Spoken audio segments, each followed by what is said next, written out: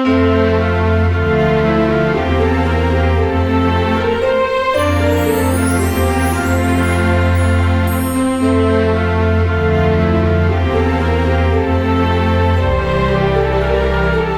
உலகம் வந்து இல்லாமையில் இருக்குது, குறைவில் இருக்குது, தாழ்ச்சியில் இருக்குது, பஞ்சம் இருக்குது. சின்ன காரியத்தை செய்யறதுக்கு கூட பெரிய யோசிக்க வேண்டியதாக இருக்குது.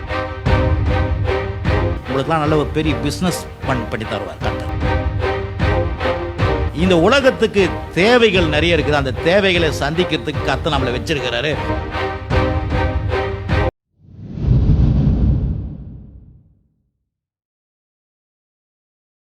பாருங்க, இன்னைக்கு கிறிஸ்தவ மக்களுக்கு, நம்ம கிறிஸ்தவ மக்களுக்கு இதெல்லாம் வாசிக்கணும், மனதில் ஏற்றணும், ஏராளத்தையும் தாராளத்தையும் ஏற்றணும். ஏன்னா இன்னைக்கு உலகம் வந்து இல்லாமையில் இருக்குது, குறைவில் இருக்குது, தாழ்ச்சியில் இருக்குது, பஞ்சம் இருக்குது. சின்ன காரியத்தை செய்யறதுக்கு கூட பெரிய யோசிக்க வேண்டியதாக இருக்குது. ஒரு சின்ன காரியத்தை எதனா செய்யணும் கூட இன்னைக்கு நிறைய கஷ்டம் இருக்குது. ஏன்னா உலகம் வந்து தட்டுப்பாடில் இருக்குது, கஷ்டத்தில் இருக்குது, கடனில் இருக்குது, உலகம் முழுதும். ஆகவே கிறிஸ்தவ நம்ம இங்கே இருக்கிறோம், ஆனால் நம்ம தேவ ராஜ்யத்துக்குள்ளே இருக்கிறோம். இந்த ராஜ்யத்தில் இல்லை. அதான் தேவ ராஜ்யத்தினுடைய வாழ்க்கை இது.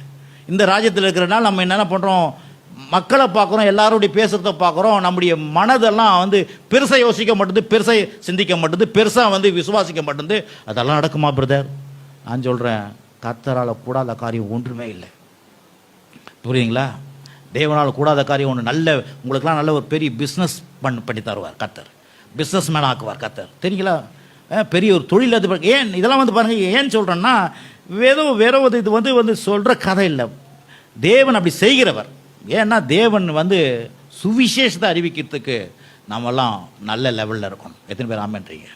இந்த உலகத்தில் உன்னை மேலாக்குவேன், உன்னை தலையாக்குவேன், நீ கடன் வாங்க மாட்டேன், அநேக ஜாதிக்கு நீ கடன் கொடுப்பாய் என்று ஏன் சொல்கிறாருன்னா, இந்த உலகத்துக்கு தேவைகள் நிறைய இருக்குது. அந்த தேவைகளை சந்திக்கிறதுக்கு கர்த்தர் நம்மளை வச்சிருக்கிறாரு. ஏன்னா நம்ம உலகத்துக்கு வெளிச்சம், பூமிக்கு உப்பாக இருக்கிறோம். நம்ம வாழ்ந்து காமிக்கும் போது கிறிஸ்து விசுவாசிக்க ஆரம்பிச்சிருவாங்க மக்கள்.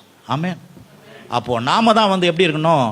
நல்ல லெவலில் இருக்கணும். சொல்லுங்கள், நல்ல லெவலில் இருக்கணும், உயர்ந்து இருக்கணும். ஏன்னா கர்த்தர் சொல்கிறாரு, உன் வீட்டில் ஆஸ்தியும் ஐஸ்வர்யம் இருக்குன்னு சொல்லப்பட்டுக்குது. அப்போ அதெல்லாம் நம்ம விசுவாசிக்க ஆரம்பிக்கணும். அப்போ பாருங்கள், இங்கே எப்படிப்பட்ட எமர்ஜென்சி அற்புதத்தில் கர்த்தர் வந்து ஏராளத்தையும் தாராளத்தையும் திருப்தி அடைய வச்சார். அப்போ கர்த்தர் செய்கிற அற்புதம் ஏராளமாய் தாராளமாக இருக்கும். ஆமென். அல்லேலூயா. அப்போ தேவனால் அப்போ என்ன என்கிட்ட என்ன இருந்தது? விசுவாசம். சொல்லுங்கள், விசுவாசத்தில் நீதிமான் பிழைப்பான். சொல்லுங்கள், விசுவாசம் நீதிமான் பிழைப்பான். விசுவாசம் நான் பிழைப்பேன். ஆமாம், எப்படி எவ்வளோ சம்பாதிக்கிறோம், எவ்வளோ வச்சுட்டு இருக்கிறோம், அதெல்லாம் இல்லை. தேவன் மேலே வைக்கிற விசுவாசம் நமக்கு அற்புதத்தை கொண்டு வரும். ஆமென். அற்புதத்துக்காக விசுவாசம், அதான் அற்புதம் செய்து விசுவாசம், அதே விசுவாசம் அற்புதத்தையும் கொண்டு வரும். இப்படியும் வேலை செய்யாது. சொல்லுவாங்க தெரியுமா, இந்த ரொட்டேஷன் மோட்டர் இருக்குது பாருங்கள். சில மோட்டார் வந்து இந்த சைக்கிள்லையும் சுத்தம், அந்த சைக்கிள்லையும் சுத்தம். அது மாதிரி தேவனுடைய காரியம் வந்து இப்படியும் செயல்படும், அப்படியும் செயல்படும். விசுவாசம் உண்டாகிறதுக்கு அற்புதம், அற்புதம் உண்டாகிறதுக்கு விசுவாசமும் ரொம்ப முக்கியம். ஆமென். அல்லேலூயா. அப்போ இப்படி தான் வந்து எமர்ஜென்சி அற்புதத்தை செய்வார், தனிப்பட்ட அற்புதத்தை செய்தார் பேதுருவுக்கு. இங்கே எல்லாரும் மொத்த பேர் ஏராளமான மக்கள் தான், 20,000 பேருக்கு அற்புதம் செய்தார் கர்த்தர். அல்லேலூயா. அப்போ ஆகவே நான் சொல்றேன், யாருக்காவது சபையில் ஒருத்தருக்கு அற்புதம் நடக்கும் பாஸ்டர், எல்லாருக்கும் நடக்காது அப்படி சொல்லாதீங்க. 20,000 பேருக்கு இங்கே அற்புதம் நடந்துச்சு. அப்போது இங்கே இருக்கிற அத்தனை பேருக்கு அற்புதம் நடக்கும். இது வந்து குலுக்கல் சீட்டு இல்லைங்க. கர்த்தர் ஒரு ஆளுக்கு வரும், இல்லைன்னா சீட்டு விடுவாங்க பாருங்கள், இந்த மாதத்துக்கு ஒரு ஆள் தான் எடுப்பாங்க, அந்த மாதிரிலாம் கிடையாது. கர்த்தர் எப்படின்னா எல்லாரையும் அந்த போய் சொன்ன சரிப்பா எவ்வளோ பேர் வந்து 20,000 பேருக்கா? 20,000 பேருக்குலாம் கொடுக்க முடியாது, ஒரு 5 பேருக்கு கொடுப்பேன். இல்லை, கர்த்தர் அந்த 20,000 பேரும் அற்புதம் நினச்சி அவங்களுக்கு. எத்தனை பேர் ஆமென் சொல்கிறீங்க? ரொம்ப முக்கியம். புரியுதுங்களா?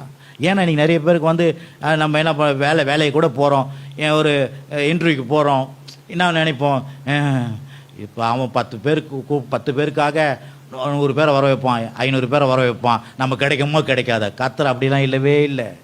கர்த்தர் அத்தனை பேருக்கு அற்புதம் செய்வார். ஆமென்.